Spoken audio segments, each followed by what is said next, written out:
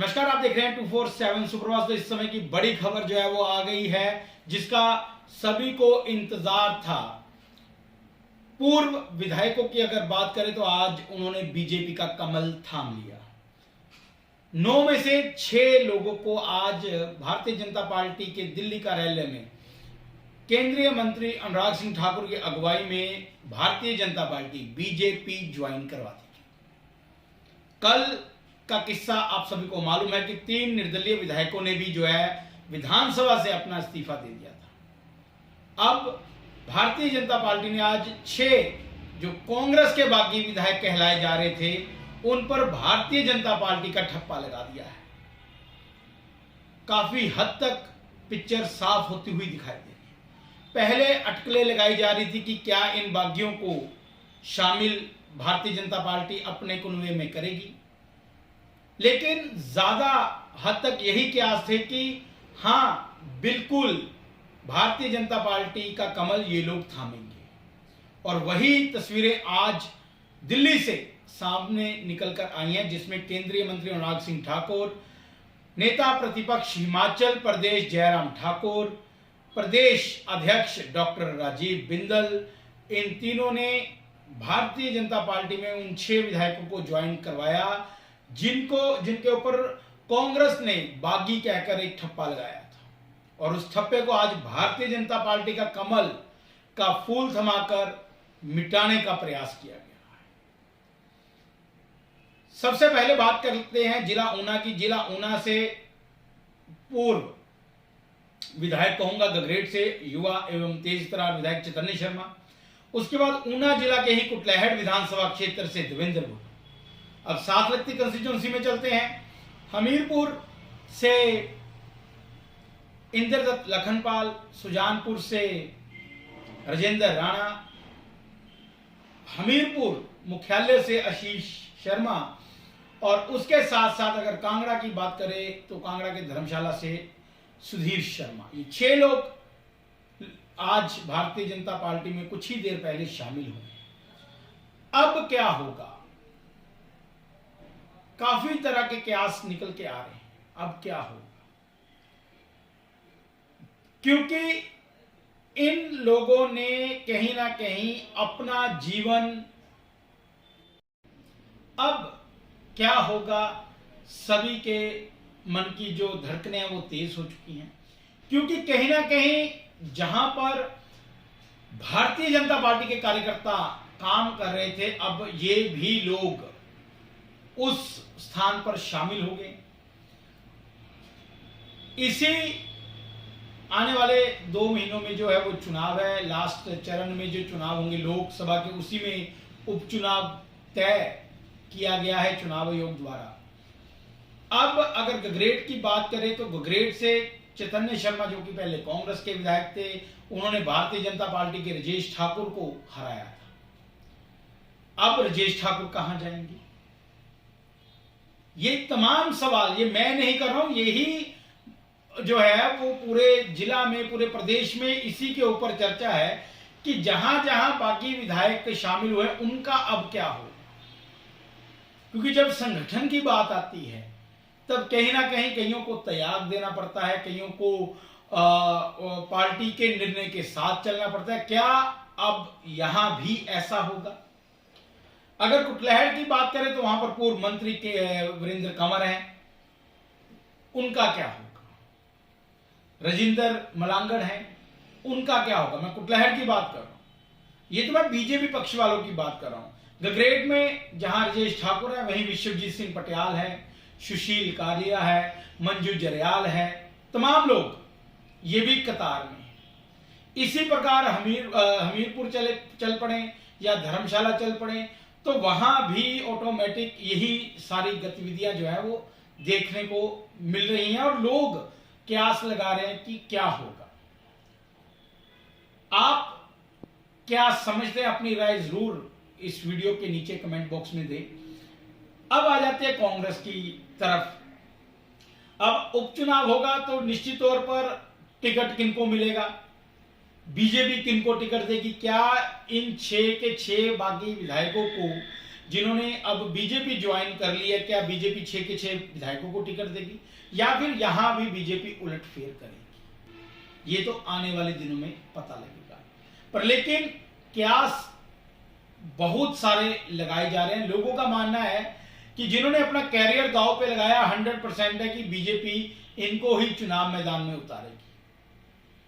अब लोग कितना समर्थन करते हैं, किस प्रकार से यहां पर सपोर्ट करते हैं, ये तो आने वाले दिनों में ही पता चलेगा।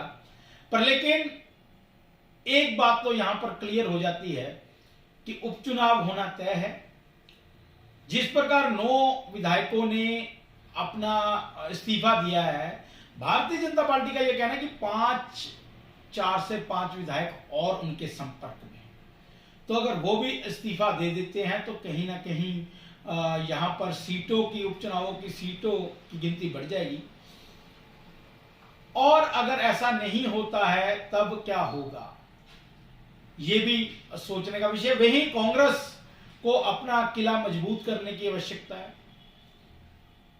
जो ये 6 विधायक बीजेपी में गए हैं, ये कांग्रेस की टिकट पर जीते हुए। अब वहां पर कांग्रेस को पहले तो नए प्रत्याशी ढूंढने पड़ेंगे, जिताऊ प्रत्याशी ढूंढने पड़ेंगे। उनमें से अगर मैं गगरेट की बात करूं तो गगरेट में तो एक लंबी झड़ी लगी हुई है। गगरेट में पूर्व कांग्रेस प्रदेश अध्यक्ष एवं पूर्व मंत्री कुलदीप कुमार का नाम है। जिला परिषद सदस्य कुलदीप शर्मा का नाम है। प्रदेश सचिव महिला व बीसीसीआई प्रदेश सचिव सरोज शर्मा का नाम है। रमन जसवाल का नाम है, जो वो भी प्रदेश कांग्रेस कमेटी के सचिव हैं। वहीं कल देर शाम अमन ठाकुर, जो कि युवा कुटलैहड़ अध्यक्ष है, उन्होंने भी ताल जो है वो टिकट के लिए ठोक दी है। खुद ब्लॉक अध्यक्ष सुरेंद्र ठाकुर भी विधायकी के चुनाव के लिए आगे हैं। अशोक ठाकुर, अश्विनी ठाकुर, शायद थोड़ा कंफ्यूजन होगी मुझे यहाँ पर आप करेक्ट करें, अम्बोटा से, वो भी लाइन में है। ये तो गगरेट की बात कर रहा हूं। अब आ जाएं कुटलैहड़ में। कुटलैहड़ में नाम चल रहा है देशराज गौतम का, विवेक शर्मा का।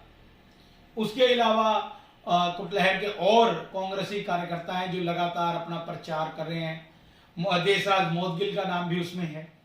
तो ऐसे अब कहीं ना कहीं दोनों पार्टियों को दिक्कत होगी कि जो जहां पर ये विधायक गए हैं, उस पार्टी के पूर्व विधायकों को, पूर्व कैंडिडेट को भारतीय जनता पार्टी कैसे समझाती है या किस प्रकार का वहां पर गेम जो है वो खेलती है, किनको वहां पर चुनाव मैदान में उतारती है। पर लेकिन कांग्रेस के लिए ज्यादा दिक्कत है, क्योंकि मौजूदा प्रदेश में कांग्रेस सरकार है, तो कांग्रेस उन्हीं चेहरों को वहां पर उतारने का प्रयास करेगी जो जिताऊ कैंडिडेट होंगे। आज भारतीय जनता पार्टी ने इन 6 विधायकों को ज्वाइन करवाया है। निश्चित तौर पर अब ये दिल्ली से जब 1 महीने के बाद लौटकर आएंगे, क्योंकि 1 महीने में इन्होंने हरिद्वार की यात्रा भी की है, ऋषिकेश की यात्रा भी की है, पंचकुला के होटलों में भी ठहरे हैं, दिल्ली में भी ठहरे हैं, तो दिल्ली से आज या कल इनकी जब वापसी होगी तो इनका स्वागत भी होगा। अब देखना यह है कि स्वागत में ये कैसा प्रदर्शन अपना कर दिखाते हैं, कितने लोग इनके स्वागत में आते हैं, कौन लोग इनके स्वागत में आते हैं और किस प्रकार का स्वागत रहता है, वही इस चुनाव की दिशा और दशा जो है वो तय करने वाला है। क्योंकि जहां तक हमें जानकारी मिली है कि भारतीय जनता पार्टी ने अपने सभी कार्यकर्ताओं को मैसेज, संदेश क्लियर तौर पर दे दिया है कि जो भारतीय जनता पार्टी के साथ है, जिनको हमने ज्वाइन कराया, आप वो अब से हमारे परिवार के मेंबर हैं, हमें मिलजुल कर चलना है।